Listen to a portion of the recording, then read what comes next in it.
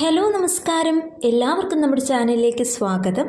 ഇന്നത്തെ വീഡിയോയിലൂടെ ഷെയർ ചെയ്യുന്നത് അസാപ് കേരളയുടെ കീഴിൽ വന്നിട്ടുള്ള ഇന്റേൺഷിപ്പ് വേക്കൻസി ആണ്. റീബിൽഡ് കേരള ഇനിഷ്യേറ്റീവ് എന്ന ഓർഗനൈസേഷനിലാണ് ഗ്രാജുവേറ്റ് ഇന്റേൺ പോസ്റ്റിലേക്ക് വേക്കൻസി വന്നിട്ടുള്ളത്. ഇതിലേക്ക് അപേക്ഷിക്കുവാൻ സാധിക്കുന്നത് B Tech or M Tech in civil engineering പാസ്സായിട്ടുള്ളവർക്കാണ്. നിലവിൽ 3 വേക്കൻസീസ് ആണ് റിപ്പോർട്ട് ചെയ്തിട്ടുള്ളത്. ലൊക്കേഷൻ വരുന്നത് കോട്ടയമാണ്.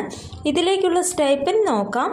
ബിടെക് ഹോൾഡേഴ്സിന് 10,000 രൂപയും എംടെക് ഹോൾഡേഴ്സിന് 15,000 രൂപയായിരിക്കും മന്ത്ലി സ്റ്റൈപ്പൻഡ് ലഭിക്കുന്നത്. 1 വർഷത്തേക്കായിരിക്കും ഡ്യൂറേഷൻ. ഈ പോസ്റ്റിലേക്ക് അപേക്ഷ സ്വീകരിക്കുന്നത് അസാപ് കേരളയുടെ ഒഫീഷ്യൽ വെബ്സൈറ്റ് വഴി ഓൺലൈനായിട്ടാണ്.